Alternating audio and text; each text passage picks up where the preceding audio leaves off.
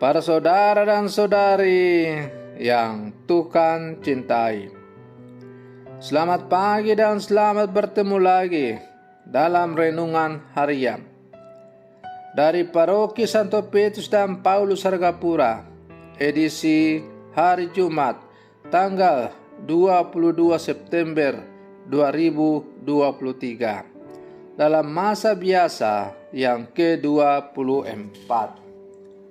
Mengawali hari yang baru ini, kita hendak mendengar dan merenungkan sabda Tuhan.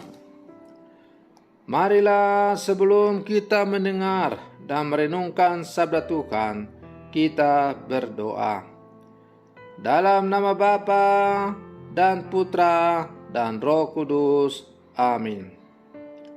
Allah Bapa kami sumber kekuatan, ajarilah kami mengimani dan memahami pewartaan Putramu terkasih. Semoga Engkau selalu mendampingi kami. Bersabdalah ya Tuhan, kami siap untuk mendengarkan. Terpujilah Engkau Bapa, Putra dan Roh Kudus, kini dan sepanjang segala masa. Amin. Para saudara dan saudari yang Tuhan cintai, sabda Tuhan yang hendak kita dengar dan kita renungkan untuk mengawali hari yang baru ini diambil dari Injil Lukas pasal 8 ayat 1 sampai 3. Tuhan bersamamu. Inilah Injil suci menurut Lukas. Yesus berkeliling dari kota ke kota dan dari desa ke desa memberitakan Injil Kerajaan Allah. Ke-12 murid menyertai dia dan juga beberapa wanita yang telah disembuhkannya dari roh-roh jahat serta berbagai macam penyakit selalu menyertai dia. Para wanita itu ialah Maria yang disebut Magdalena, yang telah dibebaskan dari 7 setan, Yohana istri Kusa, bendahara Herodes, Susana, dan masih banyak lagi yang lain. Wanita-wanita itu melayani seluruh rombongan dengan harta kekayaan mereka. Demikianlah sabda Tuhan. Para saudara dan saudari yang Tuhan cintai, melalui bacaan Injil yang baru saja kita dengar bersama, kita mendengar atau membaca cerita tentang perempuan-perempuan yang melayani Yesus dan para muridnya dalam pelayanan pewartaan kerajaan Allah. Yesus dan para rasul dilayani oleh para perempuan. Para perempuan itu adalah orang-orang yang pernah ditolong dan disembuhkan oleh Yesus dari berbagai penyakit. Mereka telah menerima dan merasakan kasih Tuhan yang membebaskan dan menyelamatkan. Dengan melayani Yesus, mereka bisa dekat dengan Yesus dan ikut mendengarkan pengajaran-pengajarannya serta merasakan kasih-kasihnya.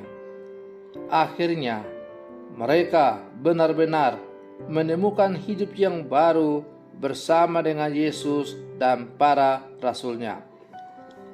Para saudara dan saudari yang Tuhan cintai, setiap saat kita juga menerima dan merasakan kasih Tuhan lewat orang-orang yang ada di sekitar kita.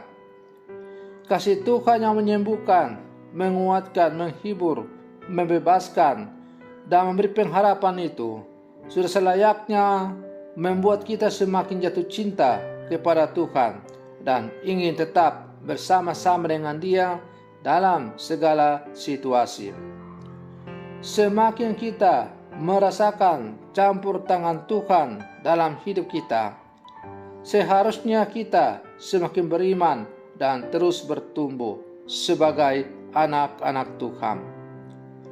Berbagai berkat yang kita terima itu jangan sampai justru membuat kita menjadi lupa diri, jauh dari Tuhan dan sama.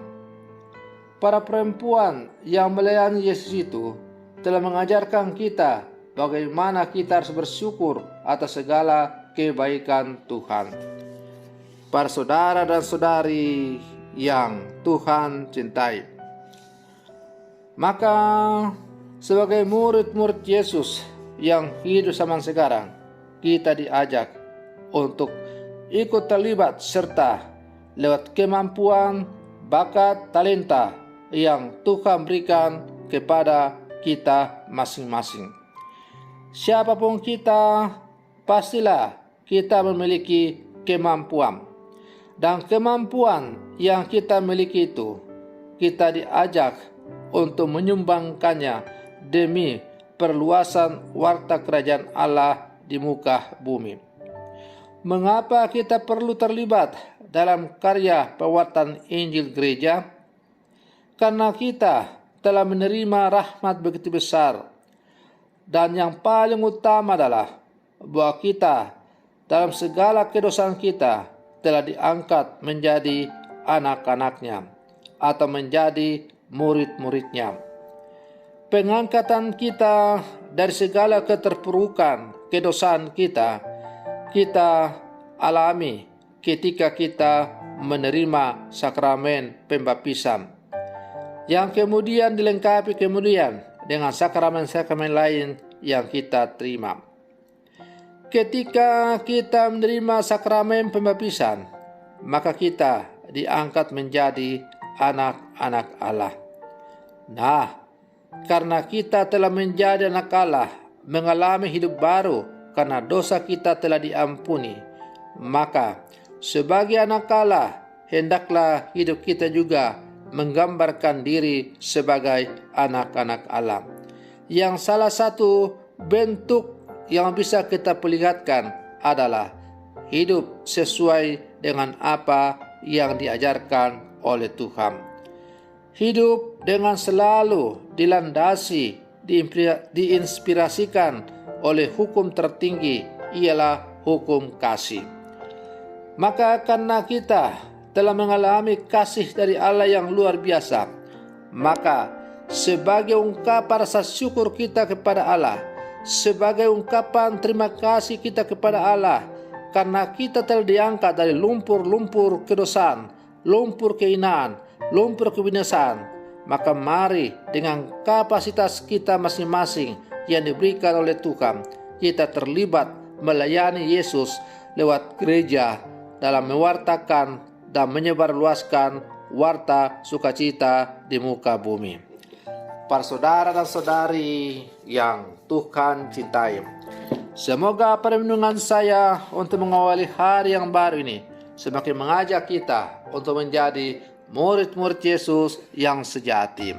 Semoga demikian. Selamat pagi. Tuhan Yesus memberkati.